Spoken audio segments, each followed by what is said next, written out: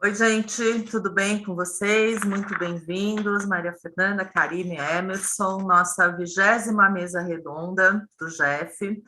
E o tema que a gente vai tratar hoje é poderes do curador judicialmente nomeado e os direitos personalíssimos do sócio. É um tema que envolve aí questões de direito civil, de direito de família, de direito empresarial. A gente tem situações distintas quando, por exemplo, um controlador de uma limitada, de uma SA fechada, fez alguma disposição nessas DAVs, né, que são as diretivas antecipadas de vontade, que você pode fazer uma série de previsões sobre se você vai querer, por exemplo, que tipo de tratamento que você quer quando você, por exemplo, tiver uma doença terminal, enfim, entre outras coisas, você pode também nomear uma pessoa que seja sua curadora e poderia, eventualmente, dizer aí quem você gostaria que te representasse no controle da sociedade até que o seu inventário seja... O seu inventário, não. Até que você venha algum dia a falecer e o seu inventário seja resolvido. É um tema bastante complexo, a gente vai conversar hoje com esses 3 especialistas aqui, que são o Emerson Drigo da Silva, que é bacharel em Direito pela USP, com ênfase em Direito Empresarial, mestre em Direito Econômico e Financeiro também pela USP, advogado atuante nas áreas societária, contratual, propriedade intelectual e tributária, membro do IBRE, que é o Instituto Brasileiro de Relações com Investidores, e professor convidado em cursos de pós-graduação do GV-LO e membro do GEF. A Karine Costa Lunga, que é também advogada, formada pela Universidade Federal do Rio Grande do Sul, mestre e doutora em Direito Privado também pela mesma universidade, advogada, consultora, parecerista jurídica e atuante na área de Direito de Família e das Sucessões em Planejamento Sucessório. Ela também dá aula no INSPER, no IBGC e na FGV, e é sócia do escritório Salo AM Neme da Silva e Costa Lunga Advogados, que só pelo nome a gente já vê que é um escritório familiar. E a Maria Fernanda Vaiano, que também é advogada, formada pela Universidade de São Paulo, advogada especialista em Direito de Família e das Sucessões, ela tem um MBA em Direito da Economia e da Empresa, cursou o Advanced Boardroom Program for Women e é sócia fundadora da Vaiano Advogados. E eu vou começar, então, perguntando, vamos lá, para a Karine. Karine, como é que é essa situação? A gente tem aí alguém que foi interditado, tem um curador. Vamos pensar primeiro numa situação que não tenha sido previsto nada, nem nenhum documento, nem nenhuma diretiva, e essa pessoa interditada, ela é controladora de uma empresa limitada ou SA fechada. Como é que funciona aí o direito de voto? Quais são os direitos que esse curador, que foi judicialmente nomeado, tem? O que seria direito personalíssimo do sócio? Vamos lá, começa fazendo aí uma introdução. Oi, Rô, tudo bom? Emerson, Fê, é um prazer estar aqui conversando com vocês. Quando a Roberta falou que esse é o 20º encontro, a 20ª mesa, eu parei e pensei, puxa, já é a 3ª da qual eu participo e posso dizer que assisti todas, algumas inclusive mais de uma vez.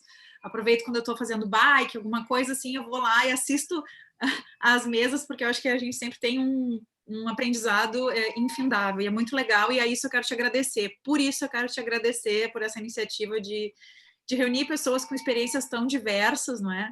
E que só vem a agregar esse nosso pano de fundo, que hoje, por acaso, é o poder do curador e os limites do exercício, não é? Do poder do curador. Quando tu falaste, no momento em que cessaria essa situação, essa curatela, estaria diretamente conectado com o falecimento, né? Eu gostaria de fazer uma lembrança, porque quando a gente fala dessa curatela, também há os casos em que existe a necessidade de nomeação de um curador para o incapaz, para o menor incapaz. Então, as situações se equiparam, mas aquele movedor que torna a incapacidade necessária para que seja nomeado alguém para proteger o interesse do menor, isso cessa. Fazendo uma analogia, um paralelo, eu traria para a gente discutir a questão da alteração do regime de bens quando existe uma imposição do regime de separação, né? Se a imposição é por força de idade, vai chegar um momento em que esses nubentes vão atingir uma idade para escolher, então poderão mudar, diferentemente daqueles que casam depois dos 70. Enfim, já dei uma viajada aí, mas eu acho que tudo isso se comporta, essas conexões se comportam em direito de família. E esse ponto onde eu cheguei, da possibilidade de alteração do regime de bens, também tem uma explicação, porque, vejam, a lei hoje vigente, que trata especificamente da curatela, partindo do princípio de que não exista nenhuma disposição em contrário, né? A gente tem o Código Civil, o CPC, falando de instrumentalização e, para complementar, o Estatuto da Pessoa com Deficiência, que trouxe modificações significativas, né?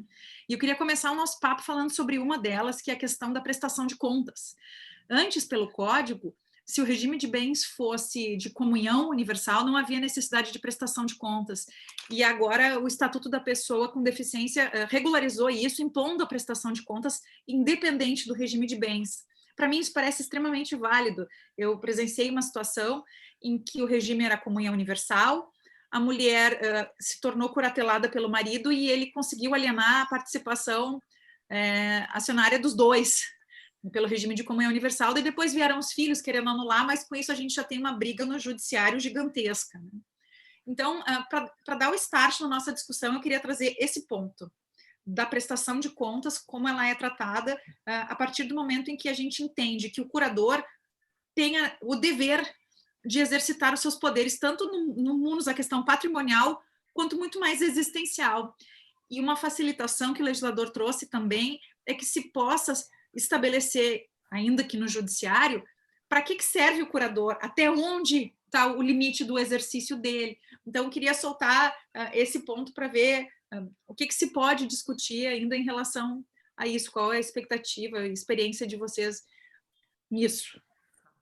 Então, vamos, antes de ir para a parte empresarial, aí, chamar o Emerson, falar com a Maria Fernanda sobre esse tema, que eu acho que envolve a prestação de contas, envolve o direito dos eventuais futuros herdeiros dessa pessoa que está sob curatela, né? E também os direitos dos sócios, aí já passando mais para o Emerson. Fê? Boa tarde, querida Roberta, Karime, Emerson, prazer estar aqui com vocês. Como a Karime disse, é muito grata a possibilidade de discutir esses temas, especialmente porque quando a gente está junto, o cérebro da gente parece que acelera, né? E a Karime já trouxe novos elementos, a gente estava se programando para falar de um tema, a Karime me trouxe novos elementos que já fervilharam aqui no meu cérebro, já trouxeram outras questões, porque o direito de família é assim, né? É um pop-up de problemas. Então, eu queria acrescentar a essa, né? Porque a Karime, em vez de responder, jogou a pergunta para mim e para o Emerson, então agora a gente vai jogar tudo no colo dele. Eu queria levantar outras questões, que a curatela, exatamente puxando esse gancho, né? A gente imagina sempre o curador de um idoso que está incapaz, e que o resultado normalmente é uma curatela que não se levanta, né? Uma curatela que não vai se extinguir, como uma pessoa em coma que volta, que deixa essa condição e volta ativa. A gente sempre imagina essa coisa do final da vida, mas a gente tem uma outra curatela que é dos bens dos menores, né? Que não a gente tem o tutor para os menores, porque os menores são órfãos, né? Não tem pai, não tem mãe, não tem genitor, não tem. Mas a gente tem a curatela dos bens dos menores, que aí, além da prestação de contas que a Karime está levantando, eu queria jogar aqui no nosso debate o usufruto dos bens dos menores pelo genitor, né? Ô, Fê, dá licença, o nosso diálogo socrático, né? A gente só traz problema e ninguém responde nada. Ninguém responde. Depois a gente vê os comentários das pessoas que assistirem aos vídeos para responderem essas dúvidas que a gente está suscitando. Porque o que a gente observa no direito de família, especialmente em situações que a gente tem casais divorciados ou casais que souberam união estável, ou casais que exercem a parentalidade em conjunto, mas nunca tiveram uma sociedade conjugal, porque existem filhos de relações eventuais.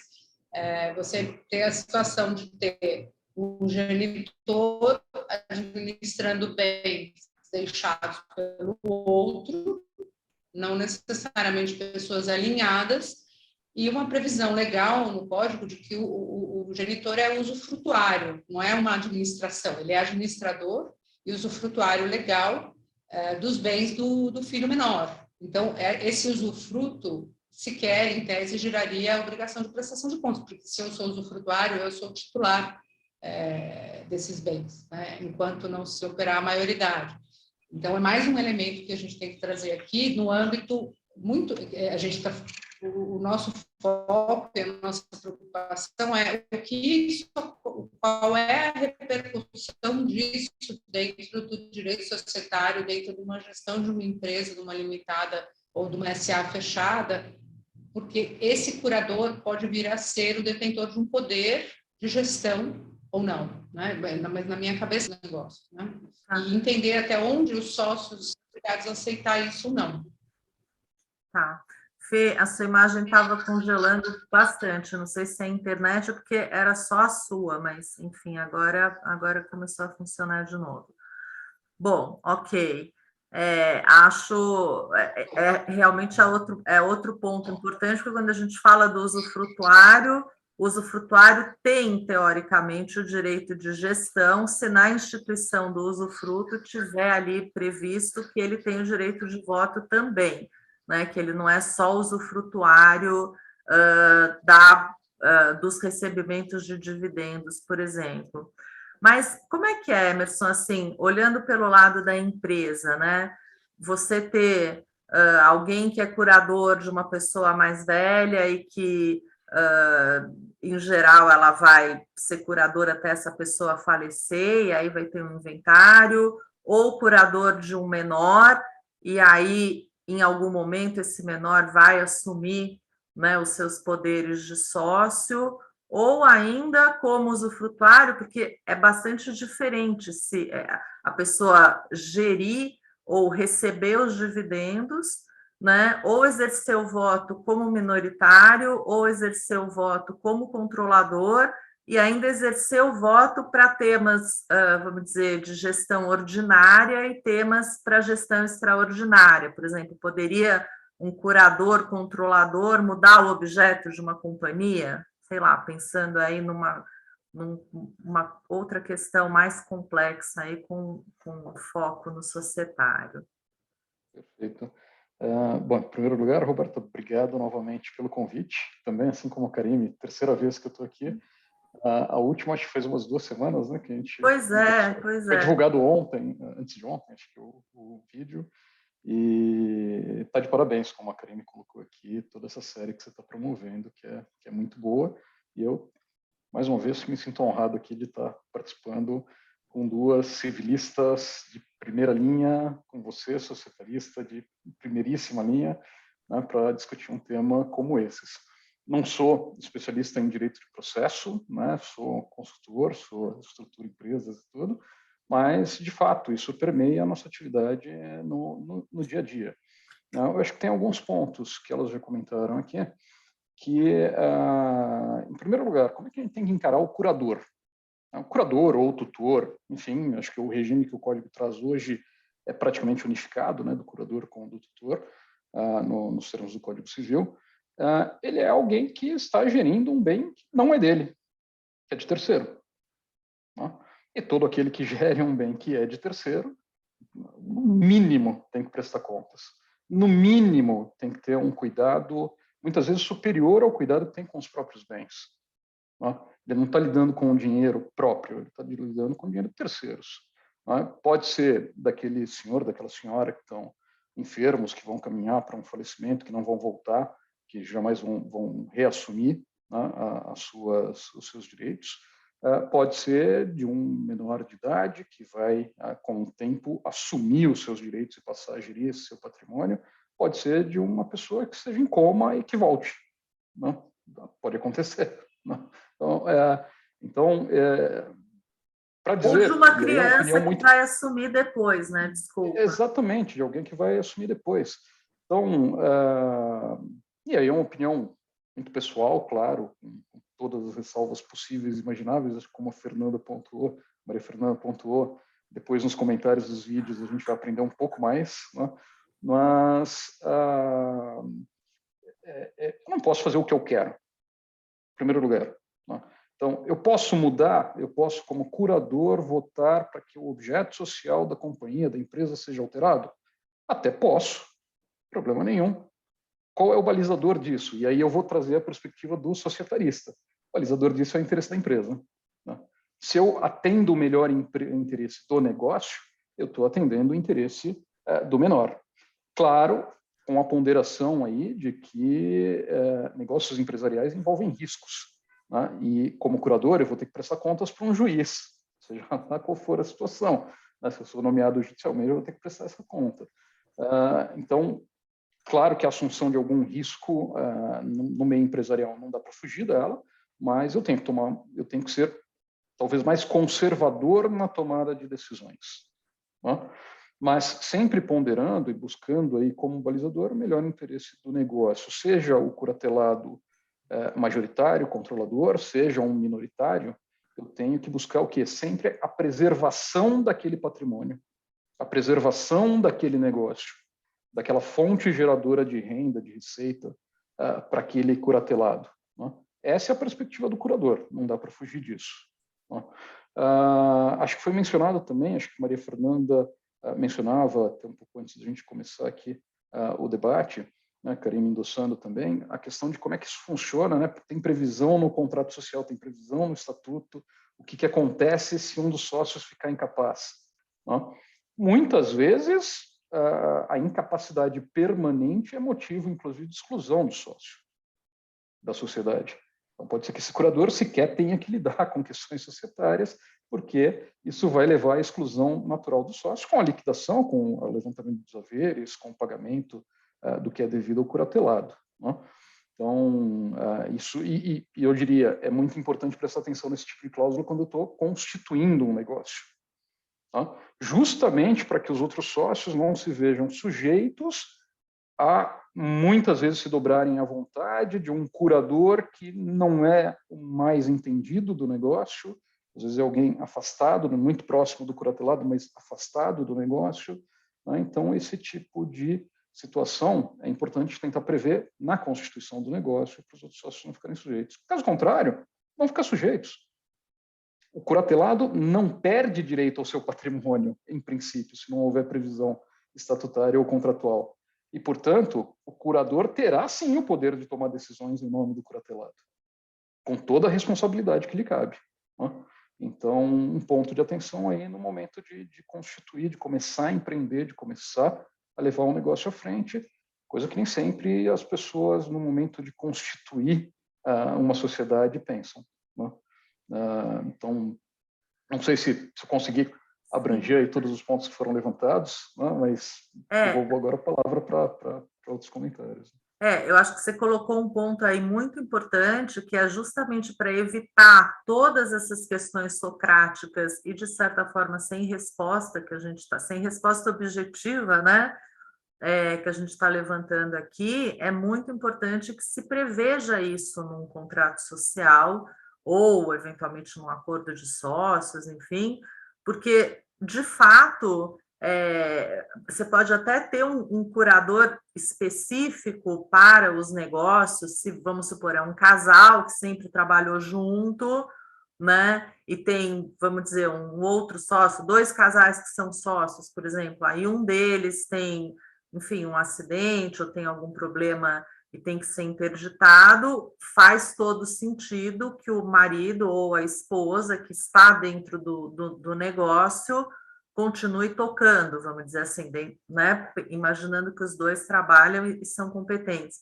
Mas, se não, essa solução de fazer apuração de haveres é uma solução que, ao menos em tese, solucionaria essas questões todas que a gente está colocando aqui. Porque, Karime, voltando para a questão da prestação de contas que você colocou, existe a prestação de contas que se tem que fazer em juízo, mas a gente sabe que é uma prestação que vai longe da prestação de contas devida quando a gente está gerindo um negócio, né? Não é uma prestação, é totalmente diferente uma prestação de contas, assim, eu sou curadora de alguém que tem 10 milhões no banco, só isso, e eu vou administrar ali, enfermeira, médico, alimentação e tal, e vou prestar contas do que eu estou gastando, do que eu estou investindo.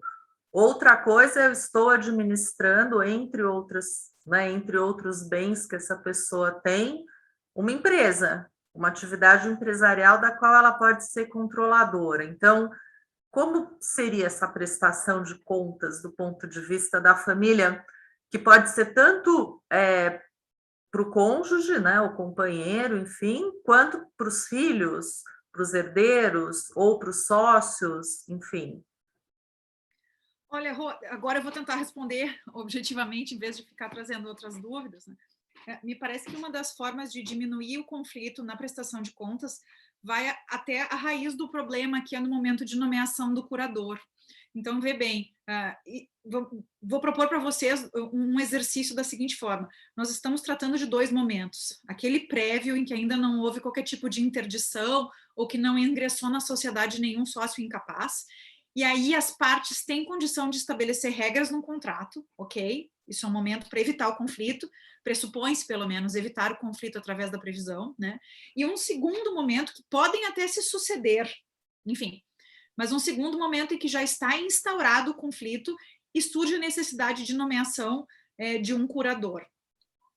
Nós temos um agendamento para conversar sobre os poderes do inventariante, né, daqui a alguns dias, e me parece que em alguns aspectos existe certa semelhança, muito embora me parece que a função do inventariante tem uma ligação muito mais patrimonial com o exercício do direito patrimonial do que o do curador, porque ainda, o curador, conforme a circunstância, ainda procura respeitar as questões existenciais, considerando aquele que é curatelado. Então, partindo do princípio de que se pode claramente escolher um curador, o juiz indicar, de acordo com as especificidades, ou até mesmo desmembrando a curatela, eu entendo que seja muito mais fácil e mais fidedigno fazer essa prestação de contas considerando uma pessoa qualificada para aquele exercício. E aí, se nós fôssemos agregar um contrato social estabelecendo exatamente quem assumiria no lugar de um gestor que fosse curatelado, isso já torna tudo mais fácil, né? Ou menos difícil, digamos assim.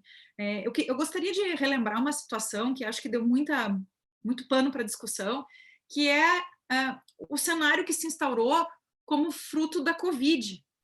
Então, muitas pessoas, e até isso nos levou a estudar mais o assunto, muitas pessoas que eram gestores de empresa ou do seu próprio patrimônio se viram incapacitadas de discernir ou de dar o convencimento que for, porque estavam entubadas, na melhor das hipóteses, assim, digamos.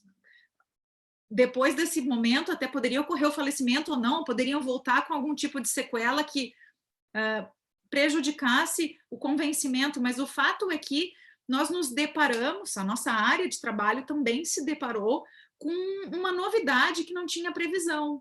Aí a Maria Fernanda falou, a Roberta também, da declaração das diretivas antecipadas de vontade, que aí sim a gente vai ver um conflito entre o que deve ser utilizado para tratamento da pessoa ainda em vida, e aí tem a questão patrimonial, né? Eu sei que é possível colocar nesse tipo de instrumento quem eu gostaria que fosse meu curador. Agora, será que aquela pessoa que eu gostaria que fosse meu curador tem os interesses conectados com o interesse da sociedade, Emerson? Será que essa pessoa que eu indico de alguma forma, para ser o meu curador na minha falta, tem conhecimento para gerir a sociedade? Então, em resumo, a prestação de contas, ao meu ver, ela pode ser facilitada se a curatela for exercida por uma pessoa qualificada, e vai ter um número menor de conflito. Por outro lado, como escolher essa pessoa qualificada? Eu posso indicar, aí essa resposta eu acho que ela é muito tênue, até onde se pode exercer autonomia indicando quem eu acho que é o melhor para defender o interesse da empresa como um todo, que não é só o meu. O Emerson falou isso, me soou muito importante. O interesse do menor tem que coincidir com o interesse da empresa, né? E nem sempre é assim. Não, com certeza pode existir essa questão que mesmo que você indique alguém para ser o seu curador, que haja depois algum questionamento sobre isso, ou que o próprio curador não queira, ou que você escolheu mal o curador, né? E aí a gente entra num outro ponto que para mim me chama muito a atenção. Eu, só para fazer um parênteses, eu tive uma situação muito parecida, eu tive um avô que foi interditado, que tinha uma empresa, um tio meu foi nomeado curador, enquanto curador, só que ele trabalhava na empresa, então a coisa mais ou menos continuou ok. Só que quando meu avô faleceu, ele passou a ser o inventariante, porque era a pessoa que estava na gestão, né, do patrimônio do falecido, só que aí o meu tio faleceu. E uma tia minha, que nunca entendeu nada de negócios, assumiu e foi um desastre.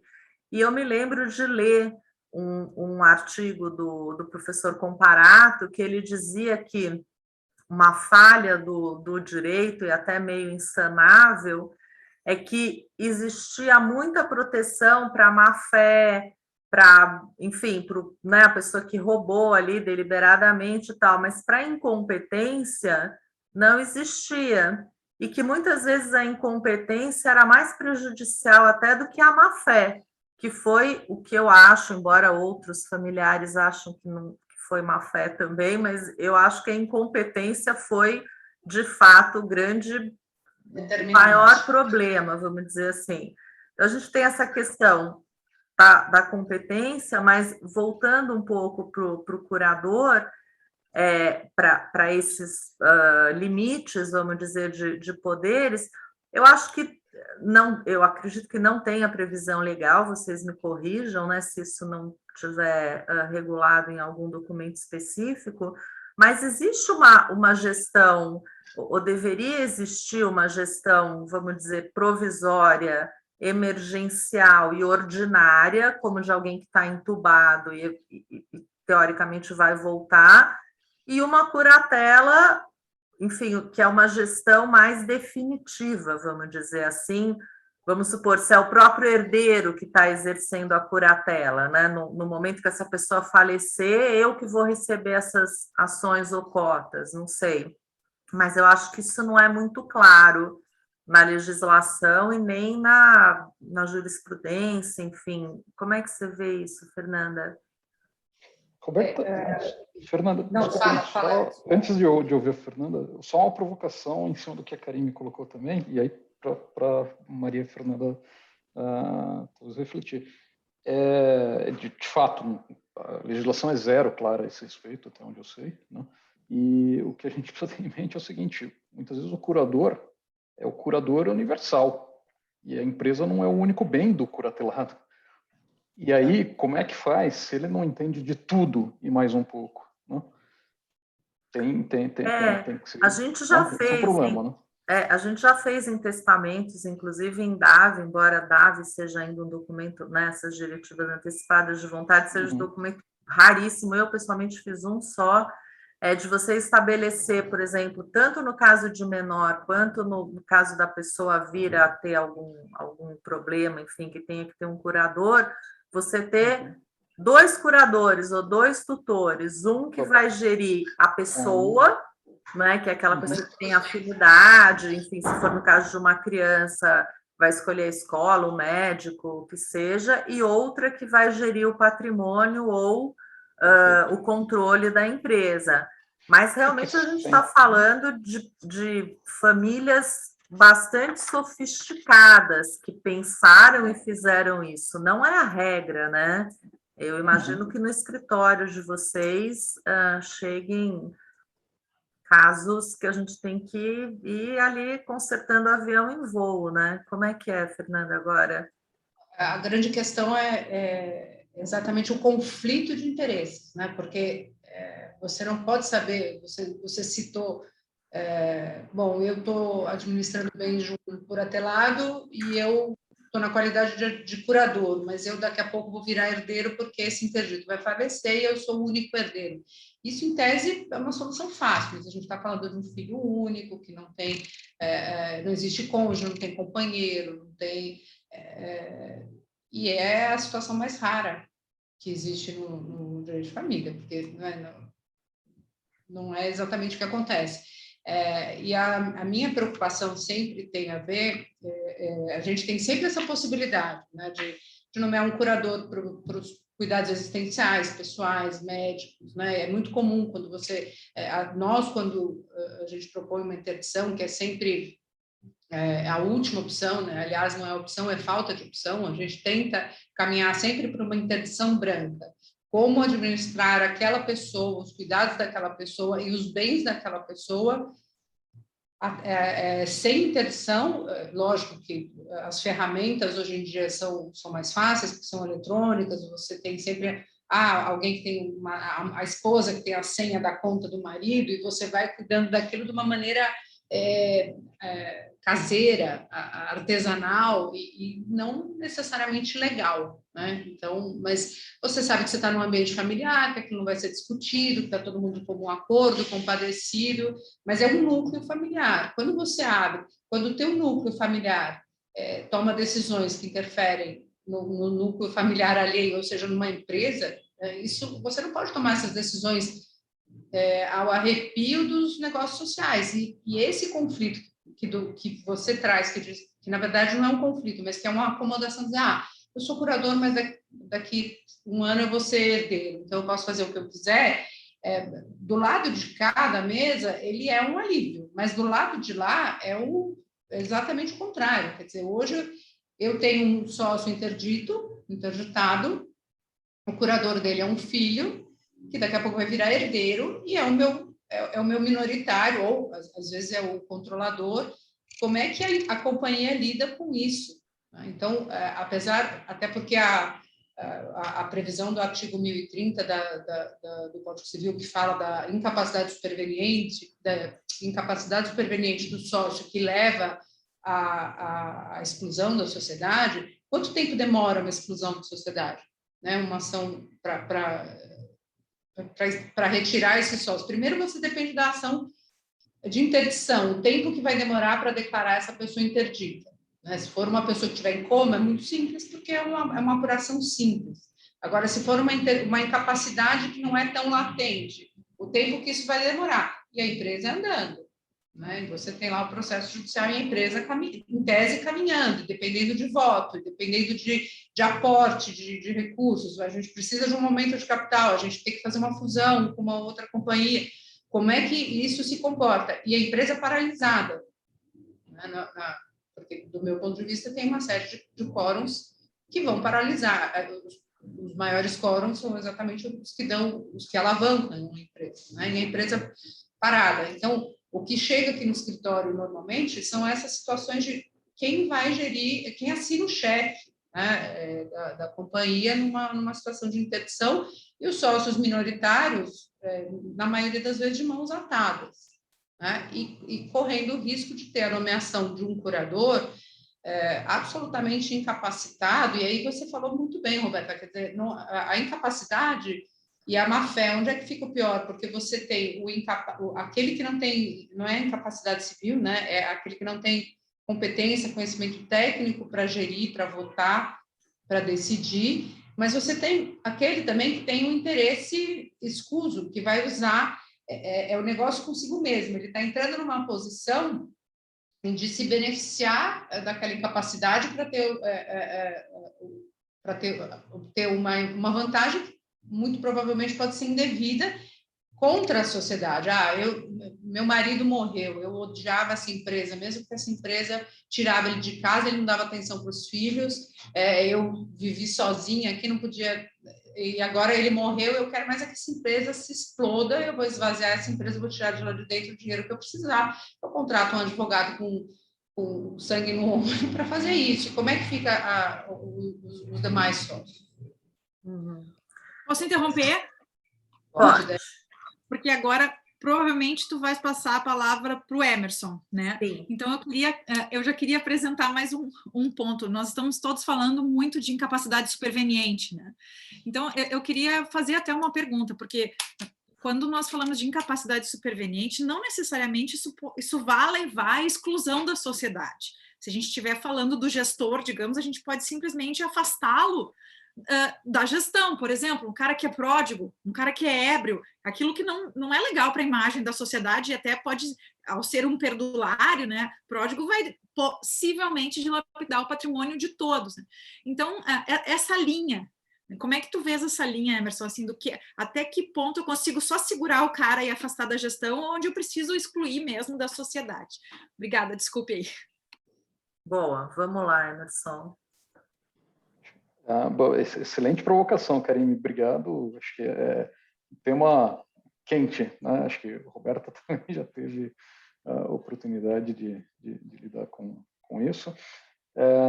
E acho que, assim, claramente, né? Quando eu estou pensando em estruturar um negócio, eu tenho que saber muito bem dividir o que é propriedade e o que é gestão.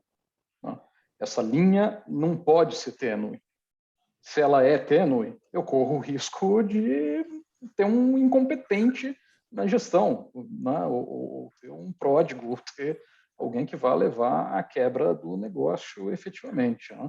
Então, eu posso ter, num instrumento societário nada me impede, seja num próprio contrato social, seja no estatuto, seja num acordo de sócios ou de acionistas, né? Eu posso ter regras para o preenchimento dos cargos de gestão, até independentemente do que se tem de participação na sociedade. Né? E nesses casos, então, uma estrutura societária bem preparada, e infelizmente não é o que a gente encontra como regra, né, Roberto? É o que a Roberta falou aqui antes, é consertar o avião com 3 turbinas pegando fogo, a 4ª sem gasolina, em pleno voo, e você tem que ir planando até conseguir pousar. Né? Mas o ideal é que você, no momento de estruturar um negócio, busque não deixar essa linha tênue. Se não deixou, se essa linha é tênue e se a confusão aparece, tem jeito, os sócios vão ter que se resguardar de alguma forma e se alavancar em liminares judiciais, se for o caso, para afastamento da gestão, que não é fácil de conseguir. Né? O juiz não sai, não é porque eu pedi que o juiz vai afastar um gestor da sociedade. Tem que ter provas robustas para isso.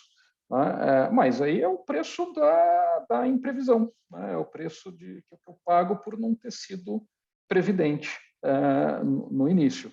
Mas é possível? É possível, sim, prevenir esse tipo de situação. Não? A questão do próprio, voltando talvez um pouco para a questão do curador. O curador, muitas vezes, e o próprio código, né, se a gente vai pegar lá o Código Civil, ele traz até uma ordem necessária de nomeação de curadores, quem tem preferência e tudo mais. E não necessariamente quem tem preferência. O legislador pressupôs que o parente mais próximo é mais competente. Não necessariamente. Não? Então, mais confiável, né? Ou mais confiável. Exatamente.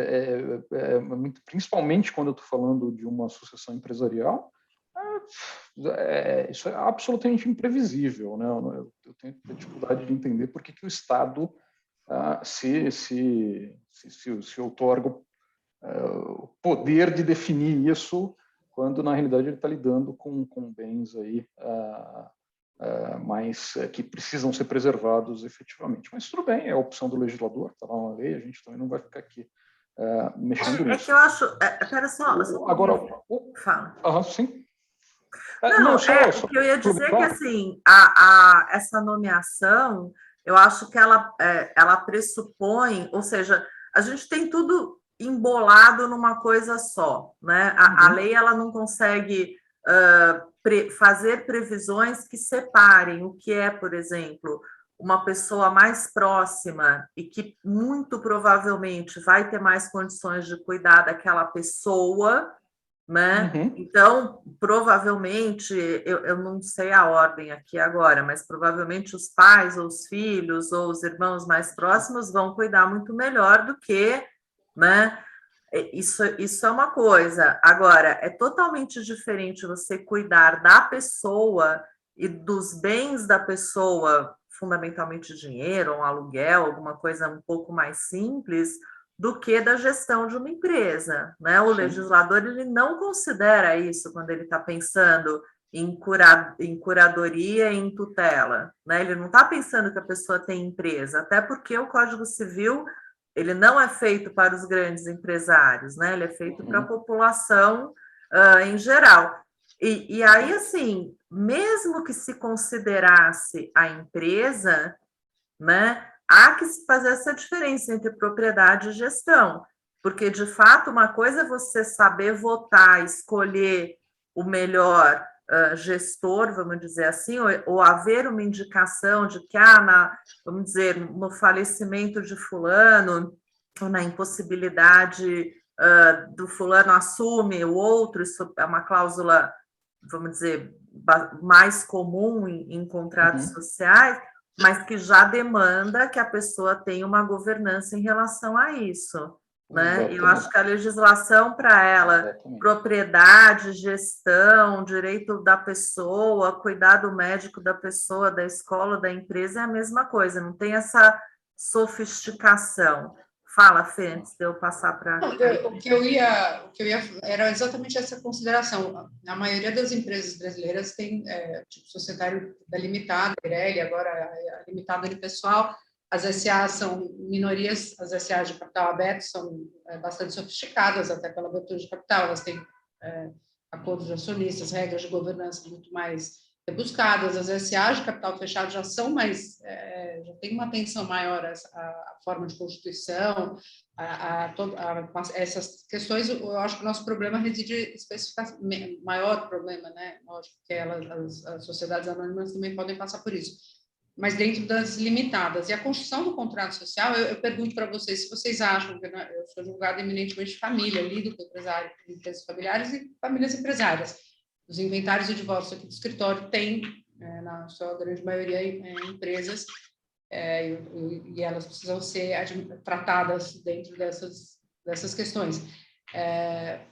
Os contratos sociais, eles prevêem o prazo da sociedade, né? Então, a gente pode dizer que é uma sociedade a termo, e a maioria dos contratos prevê o que acontece com o falecimento do sócio. Então, prevê quando há a interdição ou incapacidade do sócio. Vocês entendem que é possível afastar, prever no contrato social de uma limitada, que no caso de decreto, porque a incapacidade, a gente falou um pouco sobre isso, a Roberta perguntou, acho que a gente acabou não abordando, mas a incapacidade ela pode ser temporária ou permanente, e ela pode ser parcial ou total, né? Então, você tem essas combinações. Quando você tem uma incapacidade, é possível prever um contrato de uma limitada, essa condição de, olha, decretada a incapacidade, é obrigatória a exclusão e já prevê as regras da mesma forma que no falecimento, para que a empresa tenha continuidade garantida, mesmo que esse incapaz retorne. Eu vou passar para o Emerson. Eu acho que pode, que deve ser feito e que você pode... Mas é incomum. Eu não lembro de ter visto um contrato social... a gente acaba esquecendo. A gente costuma colocar isso tanto para cônjuges, como é que apura os haveres e tal, e no falecimento, quem assume, né? Mesmo porque você pode ter um inventário, você pode ter um filho, ou um cônjuge, ou enfim, alguém, ou até um sócio... mas, enfim, Emerson, acho que você pode ajudar a responder também. Você estava terminando seu raciocínio, eu te interrompi. Não, mas é isso mesmo. Sim, perfeitamente possível, não há nenhum impedimento legal que tenha esse tipo de cláusula, tá?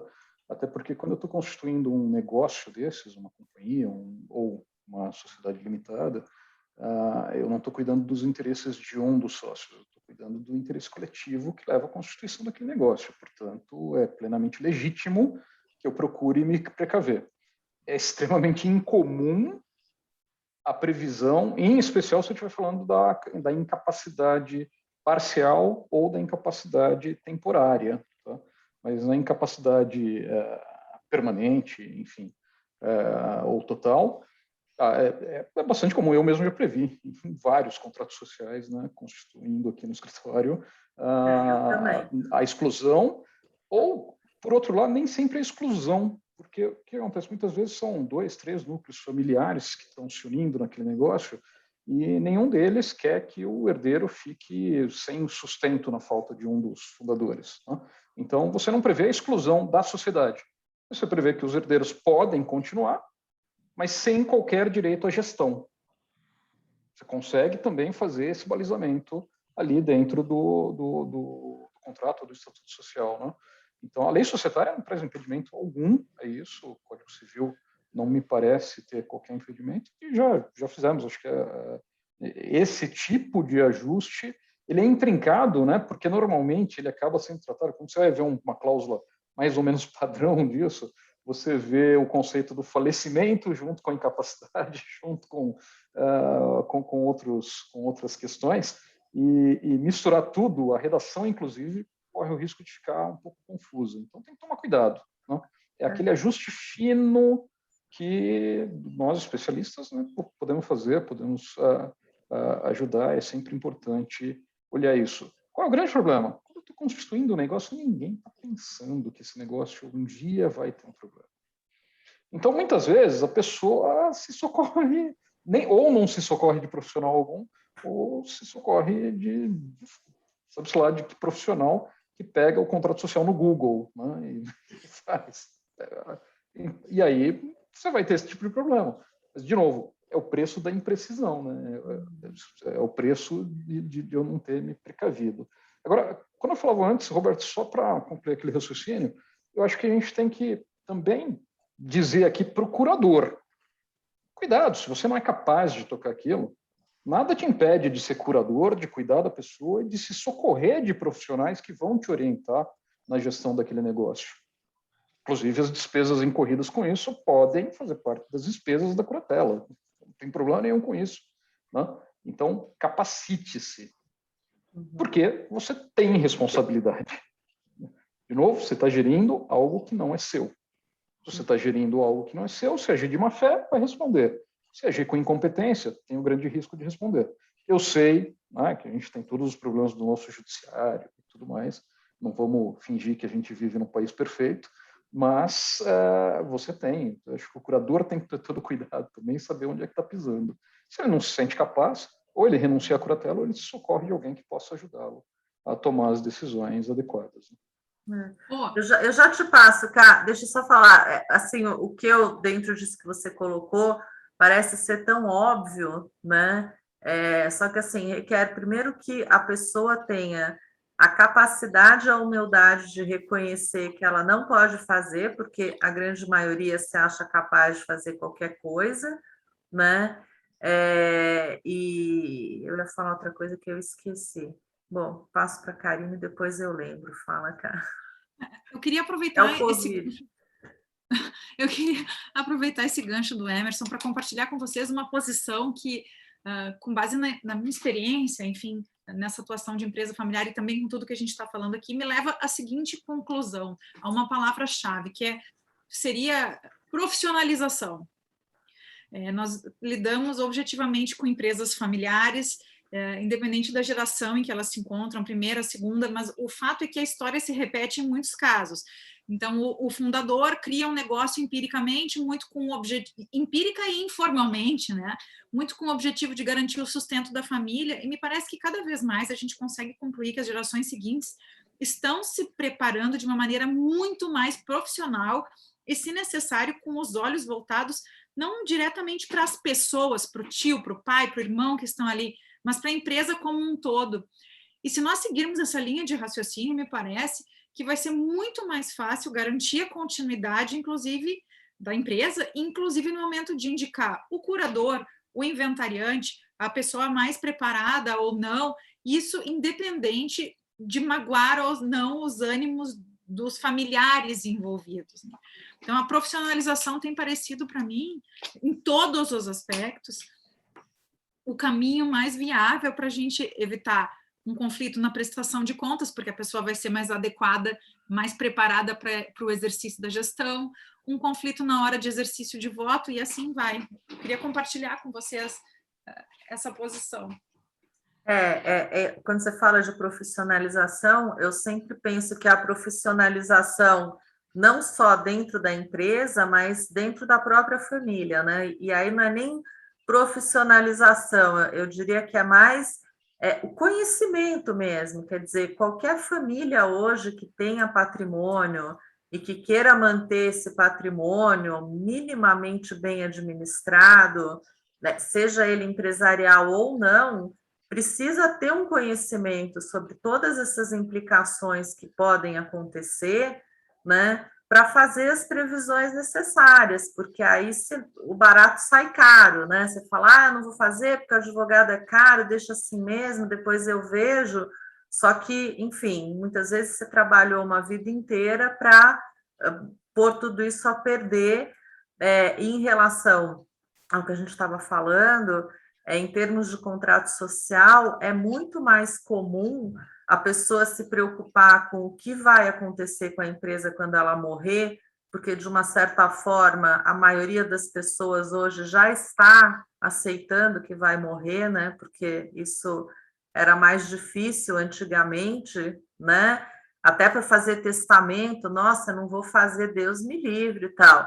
Mas, assim, ainda aceita muito pouco, acha muito pouco provável que possa ser interditado em algum momento, né?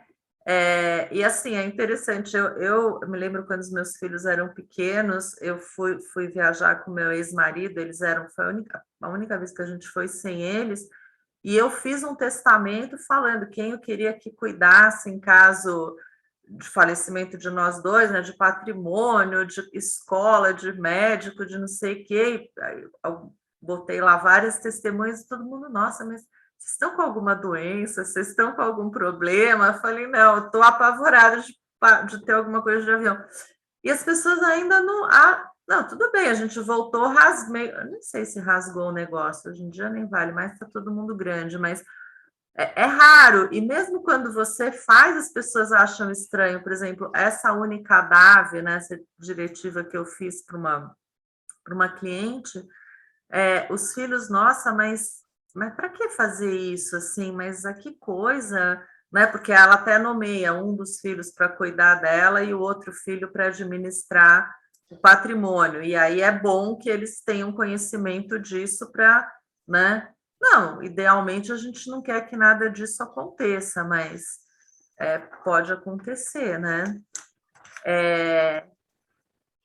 Fernanda, quer colocar mais alguma coisa? Eu vou fazer mais uma rodada com vocês para a gente ainda discutir esses pontos e depois a gente faz a rodada final com as recomendações. Eu acho que um dos pontos que eu quero colocar é sempre essa resistência que existe. Eu não sei se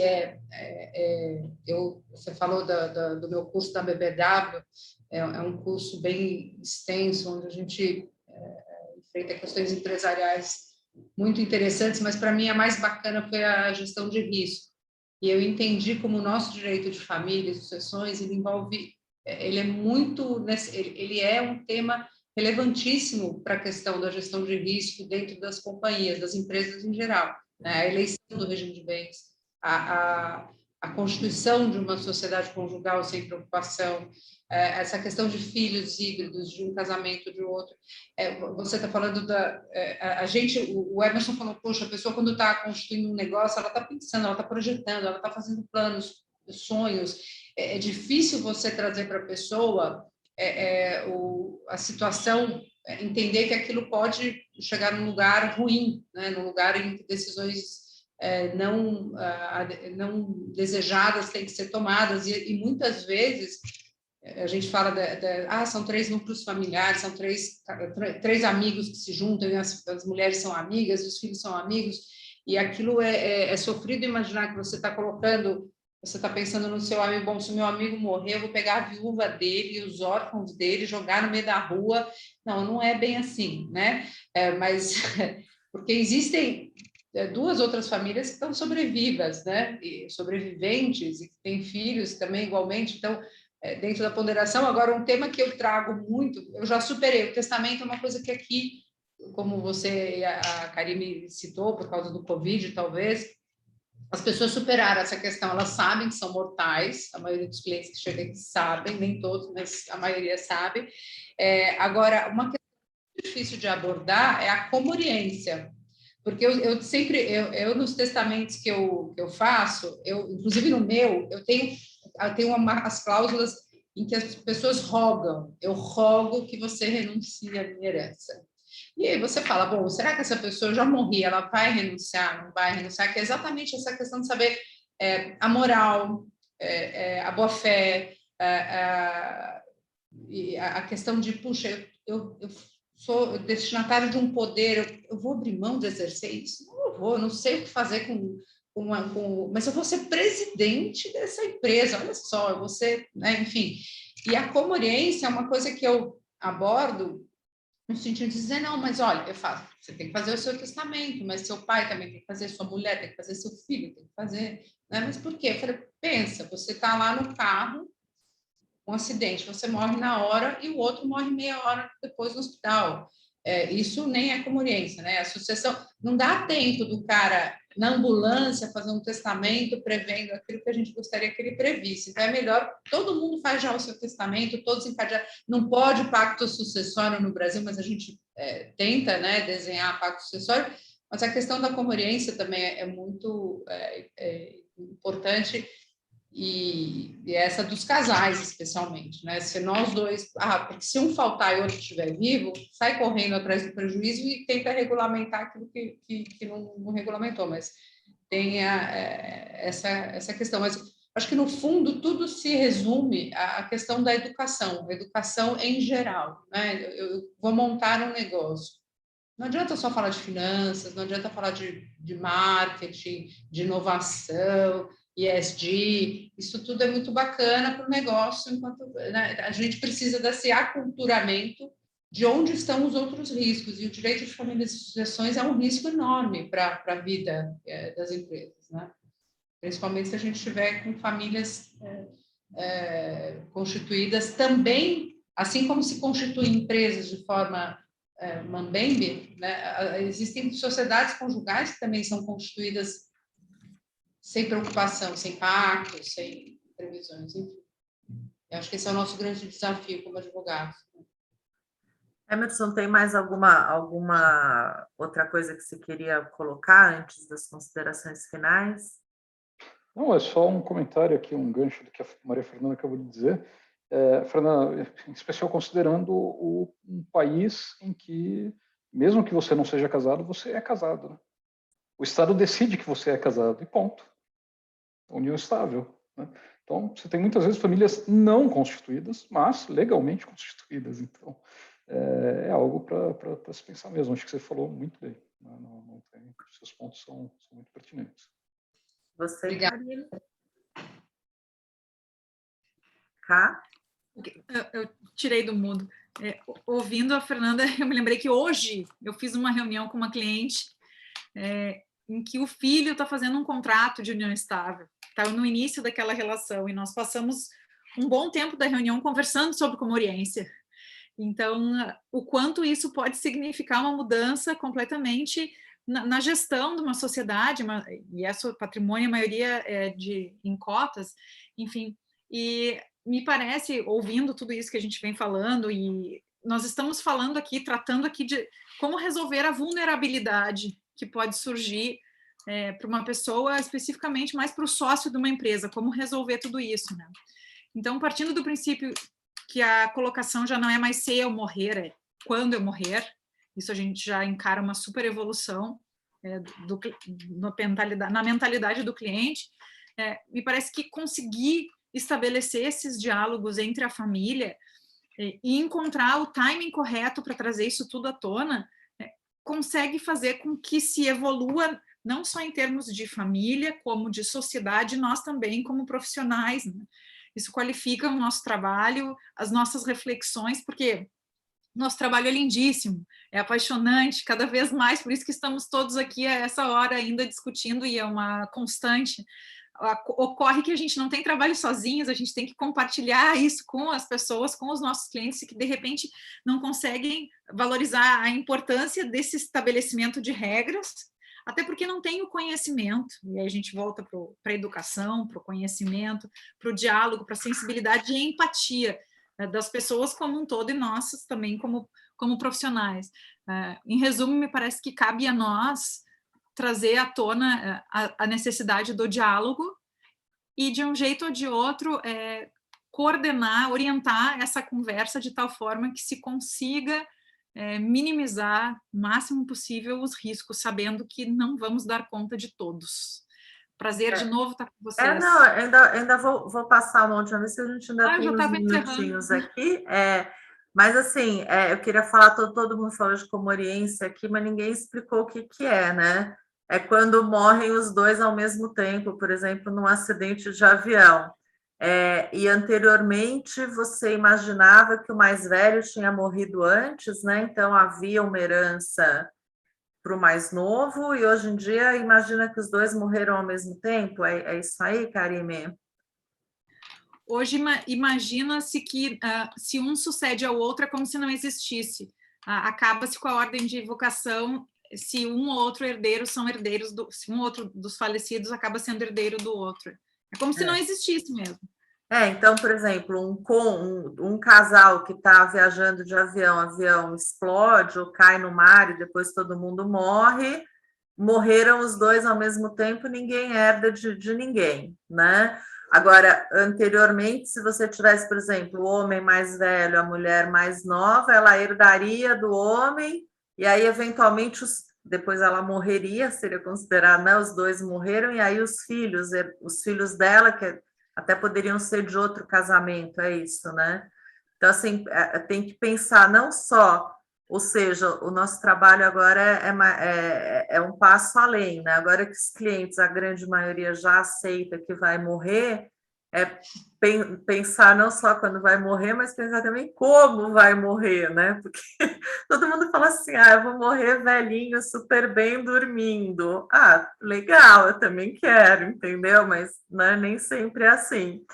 E aí, para finalizar, antes de passar a palavra para vocês, que esse também uma questão, a Karime falou, é instigante, é maravilhoso, a gente está aqui discutindo, e realmente eu acho que discutir questões jurídicas é maravilhoso, mas, assim, o trabalho do advogado, eu ouvi isso logo que eu me formei, é um trabalho muito difícil, né? Porque, primeiro que a gente está lidando sempre, e foi isso que eu ouvi, com 3 coisas que, em geral, são as mais importantes para uma pessoa, que é a família, a liberdade e o patrimônio, né? Em geral, você está lidando com uma dessas 3 coisas quando você é advogado. E, em geral, numa situação ruim, né? Numa situação de divórcio, de morte, de briga e tal. Então, também me falaram isso. Você pensa, por exemplo, pensa bem se é isso que você quer, porque é diferente. Se você trabalha numa agência de viagem, está todo mundo feliz ali para onde, né? Para onde está indo, ou pessoas que estão falando de casamento, escolhendo o vestido, a festa de casamento também, em geral, é um momento feliz, né? Ou um arquiteto que está fazendo a casa, está projetando a casa, o advogado tem que lidar com uma questão complexa quando a briga já se instalou, ou colocar questões, olha, você está super feliz que você está casando, mas deixa eu te falar um negócio. Ou você está super feliz que você está montando uma empresa, você acha o seu sócio o máximo, mas olha só, né? Então é isso. Eu vou fazer uma rodada agora para todo mundo. Eu começo por você, Fê, mas só agradecer. Eu só queria fazer uma brincadeira. É um assunto sem fim. Pode fazer a brincadeira. Eu queria dizer que você deu o exemplo do arquiteto, que é um momento feliz, mas eu tenho, assim, dúzias de divórcios que chegam aqui pós-obra, né? Que é a construção, mas o que aconteceu? Nada, a gente construiu uma casa e aí acabou o casamento.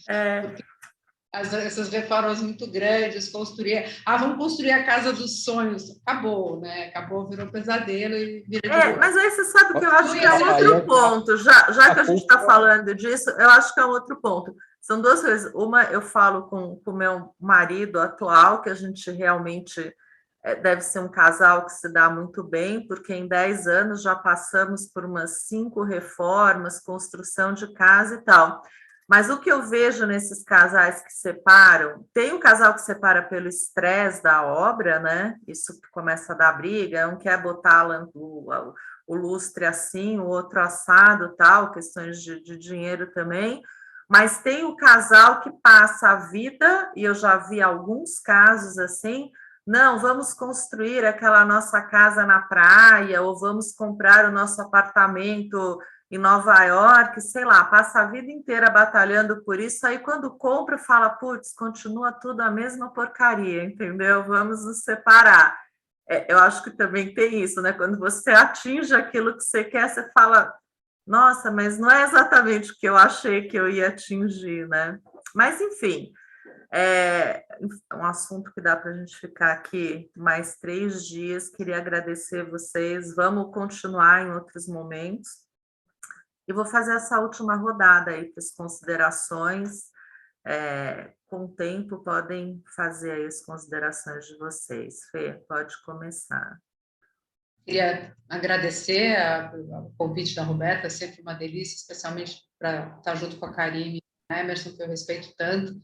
É muito bom discutir com vocês, na verdade, muito bom me consultar com vocês, eu não tenho um monte de coisa para usar amanhã na reunião.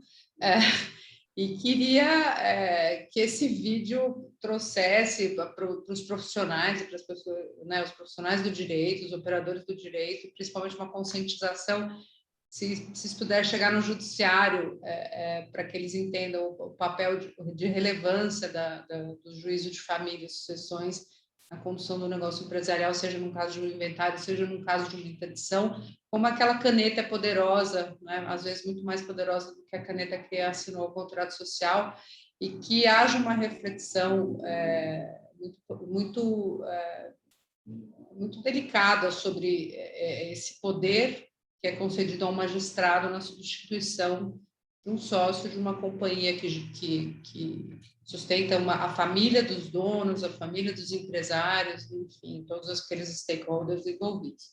Eu gostaria que isso fosse um alerta do grande risco que são essas questões sucessórias e familiares dentro das companhias. Obrigada, gente. É importante isso que você está falando, Fê, porque assim, o juiz ele tem que canetar bem, né, e rápido, porque também se demorar muito, porque se aquele juiz que fica enrolando porque não quer fazer mal, também é um problema, né? Enfim. Exatamente. Teria que chamar todo mundo, conversar com as pessoas, quase que fazer um trabalho de consultoria, assim, mas tem que ter isso um pouco em mente. Emerson. Bom, em primeiro lugar, agradeço, Roberta, por mais esse convite. Prazer enorme estar aqui com gente tão qualificada. Agradeço a você, a Karine, a Maria Fernanda, pelas aulas que vocês deram aqui, porque para um não civilista, para um societarista, aprendi bastante aqui também, né? Não há dúvida disso. E reforço, acho que o apelo que a Maria Fernanda fez, né, por atenção a esses assuntos, né, e recomendações, claro, às famílias que se preparem. Profissionalização não é só trazer alguém de fora, é treinar os herdeiros desde cedo, né? Torná-los profissionais e capazes de gerir esse negócio, principalmente porque a nossa legislação privilegia as relações familiares. Ponto.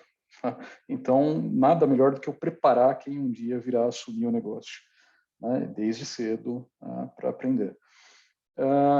E aqueles que um dia vão agir ou que já estão na situação de curadores, cuidado, né? Cuidado, porque há responsabilidades atreladas a isso, né? Vocês estão gerindo bens que não são seus e, portanto, pode até tardar, mas a responsabilidade chega, né? No mais, parabéns aí pela iniciativa e recomendação a todos que continuem acompanhando o canal. Está muito, muito bom, como disse a Karine logo no começo. Muito obrigado. Né? Obrigada, gente. Cá. Eu já tinha começado a dar tchau na outra rodada, né? Então, depois dessas manifestações da Fê e do Emerson, eu queria só fazer uma lembrança, assim, a gente pode fazer de tudo para evitar o conflito. E quando eu digo assim, fazer de tudo, é sugerir para o cliente diversas alternativas, criando vários cenários para evitar o conflito. Mas quando alguém quiser brigar, vai brigar. Não adianta. A Fernanda falou isso, semana passada eu estava assistindo pela segunda vez a mesa sobre a Eireli. E até mandei mensagem para vocês depois que eu assisti, tu falaste isso, que quando alguém quiser brigar, não adianta, vai brigar. E aí a gente pode ver um movimento claro da retirada dessas discussões do judiciário, que é muito reflexo do que a Fernanda colocou. Ó, até que ponto o magistrado está preparado para participar desse tipo de discussão? Até que ponto as partes trazem elementos suficientes para que a prestação jurisdicional seja adequada? Né? Então, a gente tem aquele jargão de estudante de direito, a verdade dos fatos, né, e a verdade do processo. Isso me parece que justifica também, muitas vezes, a busca pelo procedimento arbitral naqueles direitos que são disponíveis de alguma forma, mas e os que não são? Então, fazer esse balanço e esse maneirismo do que vale a pena encarar em briga, que precisa de fôlego não só emocional, mas também financeiro, para dar conta de uma briga, seja numa câmara de arbitragem ou no judiciário, isso também deve ser considerado e acho que também é nosso dever. Mas quem quer brigar, vai brigar, nem que seja por algum tempo. E essas vulnerabilidades trazidas num caso em que existe alguém curatelado, ou então, no caso de inventário, acho que só potencializam mais ainda o tipo de conflito que se pode ver para processar essas relações. Obrigada, Rô, Emerson, Fê, até o próximo. Eu que agradeço. Até o próximo. Eu ia até falar agora em off, mas eu vou falar sem off, que vocês falaram tanto de recomendar as pessoas assistirem esses vídeos. Ontem eu fiquei super feliz, apesar de não ter ficado, né? A Helena, minha filha, me mostrou lá um blogueiro, tal, negócio. O cara tem, acho que, sei lá, 6 milhões de seguidores. Aí eu comecei a assistir os vídeos. Eu agora tenho certeza que eu nunca vou ter 6 milhões de seguidores. Aí ela falou assim, só agora que você descobriu isso, mãe? Aí eu falei, só agora, por quê? Mas por que você sempre achou isso? Ela, porque as pessoas gostam de ouvir bobagem, entendeu? Você nunca vai ter 6 milhões de seguidores. Aí eu falei, estou triste porque eu não vou ter esses seguidores, mas estou feliz com a consideração que você fez. Eu acho que é isso, a gente vai aí de formiguinha, né? De um em um. E muito obrigada, gente. Prova de que a Roberta está preparando os filhos desde cedo, né, para chegar a essa constatação. Parabéns, Roberta, mais uma vez. Eu achei assim o quê, mas enfim. Então tá bom. Ela falava uma coisa, como é que você falava dos meninos? Que um você estava criando e o outro, como é que era isso? Você brincava? Que uma ela estava criando, outra ela já tinha entregue, era uma brincadeira assim, sei lá, não lembrei. Nem sei. Emerson, aqui de nós três, a gente só tem criançada engraçada, inteligente, né? Os dois da Roberta. Você tem filho também, o Emerson também. Os teus eu não conheço ainda, Emerson. Então, eu não tenho filhos, infelizmente. Você não tem filhos? Eu achei que você tinha. Meus filhos são meus sobrinhos. Queridos, são 5 sobrinhas e um sobrinho, todos muito queridos. Então você tem aí uma tarefa também. Sem dúvida, não tenho dúvida disso. Tudo que eu faço pensando neles, não tenho dúvida. Então tá bom, gente. Um beijo grande e até. Então é isso. Tchau, tchau.